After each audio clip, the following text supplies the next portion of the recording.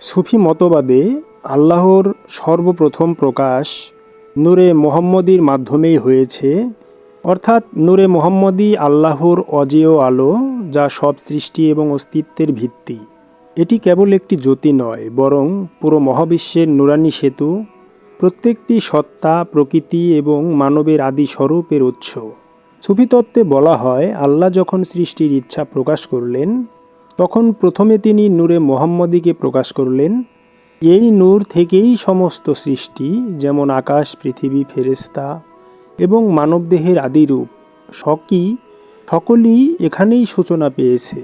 অন্যদিকে পাক পাঞ্জাতন, যা মোহাম্মদ আলাইহিস সালাতু ওয়াসসালাম, মাওলা আলী, মা ফাতেমা, মহাপ্রভু ইমাম হাসান এবং হুসাইনের, এদেরকে বোঝানো হয়েছে, তথা এদেরকে সুফি দর্শনে বিশেষ স্থান দেওয়া হয়েছে। তারা আল্লাহর মহাজ্যোতি এবং নূরে মুহাম্মদীর প্রকৃত প্রকাশের মূর্ত প্রতিচ্ছবি। নূরে মুহাম্মদী সৃষ্টির মূল জ্যোতি হলেও পাক পাঞ্জাতন হল সেই আলোকে পারিপার্শ্বিকভাবে প্রকাশিত এবং ধরা যায় এমন মানবীয় এবং আধ্যাত্মিক চেহারা। সুফিরা এটিকে ব্যাখ্যা করে বলেন, যেমন নূরে মুহাম্মদী আত্মার সূচনা, তেমনি পাক পাঞ্জাতন হল সেই নূরের বাস্তবায়িত এবং প্রশিক্ষিত রূপ, যা মানব এবং জগতের জন্য দিশারি। সুফি দর্শনে এই দুই ধারণা পরস্পরের পরিপূরক।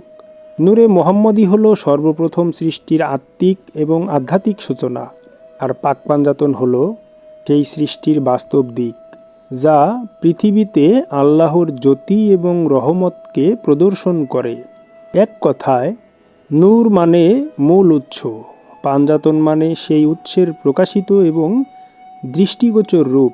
এই বিশ্লেষণ সুফি দর্শনের গভীরতম আলোকপথের মধ্য দিয়ে বোঝা যায়, যেখানে সৃষ্টির মূল এবং মানব জগতের পরিপূর্ণতা একে অপরের সাথে অমোঘভাবে জড়িত।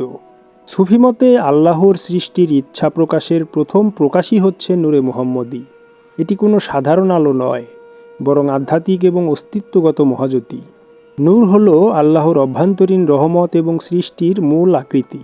এর মধ্যে লুকিয়ে আছে সমস্ত সৃষ্টি এবং অস্তিত্বের সম্ভাবনা, মানব, ফেরেশতা, প্রকৃতি, সব কিছুর আদিরূপ, আধ্যাত্মিক সত্তার চিরন্তন সুর এবং ধারাবাহিকতা।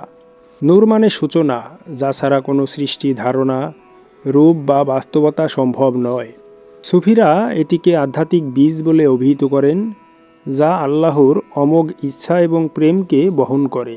নূরের প্রকাশই সৃষ্টির বাস্তব রূপ দেয়। সুফি দর্শনে বলা হয়, নূরের থেকে ধাপে ধাপে সৃষ্টি জন্মায়, যেমন ফেরেশতা ও আধ্যাত্মিক সত্তা, যা আল্লাহর নির্দেশে নূরের আলোককে ধারণ করে। দুনিয়ার উপাদান, আকাশ, বাতাস, মাটি, পানি, আগুন, সবই নূরের বিকাশিত প্রভাবে। মানবাত্মা এবং দেহ, মানব হল নূরের অনন্য প্রকাশ। আত্মা সরাসরি নূরের সাথে সংযুক্ত, আর দেহ হল সেই নূরের পৃথিবীর আবর্ত। এই ধাপে সুফিরা দেখান যে নূর শুধু আধ্যাত্মিক নয়, এটি সৃষ্টির বাস্তব রূপে পরিণত হয়, যা আল্লাহর সৃষ্টিশক্তির প্রতিফলন। পাক পাঞ্জাতন হল সেই নূরের প্রকাশিত চেহারা, যা মানব এবং আধ্যাত্মিক পৃথিবীতে দেখা যায়।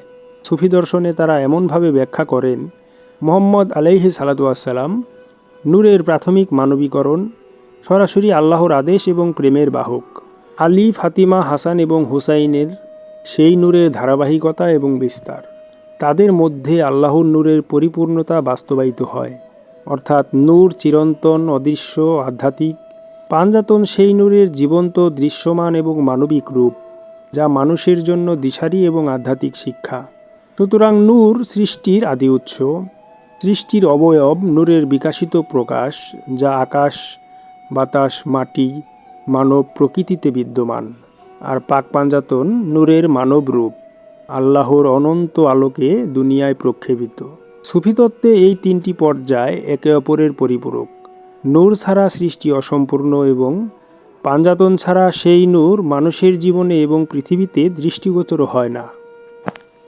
আসলে সুফি দর্শনে পাক পাঞ্জাতনের অবস্থান এবং তাদের চিরকালীনতা আল্লাহর নূরের সঙ্গে অবিচ্ছেদ্যভাবে যুক্ত। সুফিরা বলেন, পাক পাঞ্জাতন কোনো সময়ের মধ্যে সীমাবদ্ধ নয়। তাদের সৃষ্টি এবং অস্তিত্বের সূচনা আল্লাহর চিরন্তন নূরের মাধ্যমেই, অর্থাৎ মুহাম্মদ, আলী, ফাতিমা, হুসাইন এবং হাসান চিরন্তন রূপ আল্লাহর নূরের প্রকাশের সঙ্গে শুরু। এটি কোনো বিশ্বকালের বা মানব ইতিহাসের শুরু নয়, বরং নূরের অব্যক্ত এবং অনন্ত প্রকাশের অংশ। সুফি তত্ত্বে বলা হয়, পাক পাঞ্জাতন হল সেই নূরের মানব রূপ যা চিরকাল অদৃশ্য আধ্যাত্মিক মহাবিশ্বে বিদ্যমান। এই অবস্থানকে তারা আল আসমাউল হুসনার আভাস হিসেবে বোঝান, যেখানে আল্লাহর চিরন্তন নাম এবং গুণগুলোর প্রতিফলন মানবীয় রূপে প্রকাশিত হয়। অর্থাৎ মুহাম্মদ সাল্লাল্লাহু আলাইহি সাল্লামের নূরের আদি অবয়ব, আলী, ফাতিমা, হাসান, হোসেন নূরের ধারাবাহিক রূপ, সবই আল্লাহর চিরন্তন সত্তার মধ্যেই বিদ্যমান। সুফিদের মতে এই চিরকালীন বাস্তবিক অবস্থান মানুষ জগৎ এবং সময়ের প্রভাবেরও বাইরে। আমরা যা ইতিহাসে দেখি তা শুধু তাদের ভৌতিক এবং দৃশ্যমান প্রকাশ, কিন্তু আসল চিরন্তন আধ্যাত্মিক এবং বাস্তবিক নুরানি অবস্থান স্থানকাল সময়ের সীমা অতিক্রম করে, যেখানে তারা শুধু আল্লাহর জ্যোতি এবং রহমতের ধারক। অন্য কথায়, পাক পাঞ্জাতন হল আল্লাহর চিরন্তন নূরের প্রক্ষিপ্ত চেহারা, যা সৃষ্টি, ইতিহাস এবং মহাবিশ্বের ভিন্ন ভিন্ন স্তরে বিভিন্ন রূপে প্রদর্শিত হলেও মূল রূপ চিরন্তন এবং অবিচলিত। এইভাবে সুফি দর্শনে পাক পাঞ্জাতনের অবস্থানকে আমরা দেখতে পাই নূরের চিরন্তন, অদৃশ্য এবং বাস্তবিক মানব রূপ হিসেবে, যা সৃষ্টি ও ইতিহাসের সীমাকে অতিক্রম করে আল্লাহর নূরের চিরস্থায়ী প্রকাশ। তাই সুফি দর্শনের আলোকে পাক পাঞ্জাতনের আদি ইতিহাস এবং চিরন্তন অস্তিত্বকে বিশ্লেষণ করলে দেখা যায়, এটি কোনো সাধারণ বা সময়ভিত্তিক ঘটনা নয়, বরং আধ্যাত্মিক এবং সৃষ্টির মূল সূত্রের সঙ্গে অবিচ্ছেদ্য সংযুক্তি। সুফিগণ বলেন, মুহাম্মদ আলাইহিস সালাম এবং তার পরিবার, আলী, ফাতিমা, হাসান এবং হোসাইন, এদের আদি অবস্থান শুরু হয়েছিল আল্লাহর নূরে মুহাম্মদীর প্রকাশের সঙ্গে। নূরের এই আদি উত্থানই তাদের অদৃশ্য এবং চিরন্তন সত্তার সূত্রপাত। অর্থাৎ তাদের অস্তিত্ব শুরু হয়নি কেবল মানব ইতিহাস বা সময়রেখার মধ্যে, বরং নূরের আদি আলোকের মধ্যেই তারা চিরন্তনভাবে বিদ্যমান ছিলেন, যা আল্লাহর চিরন্তন গুণ, আদেশ এবং রহমতের সঙ্গে একাত্মা। সুফি তত্ত্বে আরও বলা হয়, এই আদি ইতিহাস বোঝার মানে হলো পাক পাঞ্জাতন সব সময়ই আল্লাহর নূরের প্রকাশ হিসেবে বিদ্যমান। মানুষের মধ্যে তাদের প্রকৃত উপস্থিতি বা দৃশ্যমান ইতিহাস শুধু সেই চিরন্তন বাস্তবতার আংশিক প্রকাশ। তারা আল্লাহর মহাজ্যোতির মানবিক প্রতিফলন, যা সৃষ্টি, জগৎ এবং মানব জীবনের বিভিন্ন স্তরে বিভিন্নভাবে প্রক্ষিপ্ত হলেও মূল সত্তা চিরস্থায়ী এবং অবিচল। তাই সুফি দর্শনে আদি ইতিহাস শুধুমাত্র তাদের প্রকাশিত পর্যায়ের সূচনা, যেখানে বাস্তবিক চিরন্তন অস্তিত্ব নূরের অনন্ত উৎসের মধ্যেই অব্যাহত থাকে। তাই সংক্ষেপে বলতে গেলে, পাক পাঞ্জাতন হল আদি নূরের চিরন্তন মানব রূপ, যা সৃষ্টি এবং ইতিহাসের বিভিন্ন পর্যায়ে প্রকাশিত হলেও আধ্যাত্মিকভাবে তারা চিরস্থায়ী, অবিকল এবং আল্লাহর চিরন্তন আলো এবং রহমতের ধারক। এই হাকিকত সুফি দর্শনের গভীরতম স্তরে তাদের অস্তিত্বের প্রকৃত পরিচয় প্রকাশ করে। আমরা যদি সুফি দর্শনের আলোকে নূরে মুহাম্মদী থেকে পাক পাঞ্জাতনের আদি ইতিহাস এবং চিরন্তন অস্তিত্বকে ধাপে ধাপে বিশ্লেষণ করি, তবে এমনই হয়। আদি নূর তথা সৃষ্টির আদি সূত্রপাত। সুফি মতে আল্লাহর প্রথম প্রকাশ হলো নূরে মুহাম্মদী। এটি কোনো সাধারণ আলো নয়, বরং আধ্যাত্মিক মহাজ্যোতি, যা সমস্ত সৃষ্টির সম্ভাবনা এবং মানবাত্মার আদি রূপ ধারণ করে। সুফিদের ভাষায় এই নূর হলো আদি বীজ, যার মধ্যে আকাশ, পৃথিবী, ফেরেশতা এবং মানবদেহের আদি অবয়ব লুকিয়ে থাকে।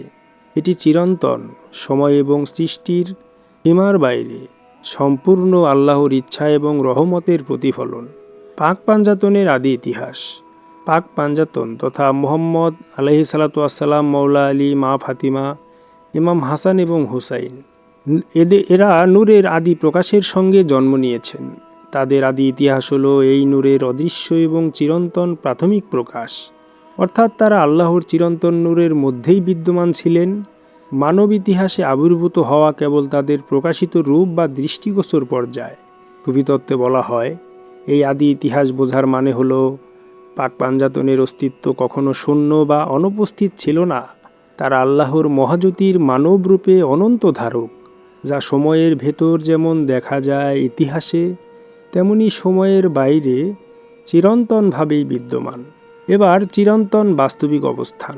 সুফিরা এই অবস্থানকে বোঝাতে বলেন, পাক পাঞ্জাতন হল নূরের চিরন্তন মানবরূপ, যা সৃষ্টি এবং মানব ইতিহাসের বিভিন্ন স্তরে বিভিন্নভাবে প্রক্ষেপিত হলেও মূল সত্তা চিরস্থায়ী। তাদের আধ্যাত্মিক অবস্থান অদৃশ্য এবং আদি, এটা নূরের প্রাথমিক প্রকাশের সঙ্গে। এবার চিরন্তন এবং অবিচল, এরা সময়ের সীমার বাইরে সর্বদা আল্লাহর রহমত এবং নির্দেশের ধারক।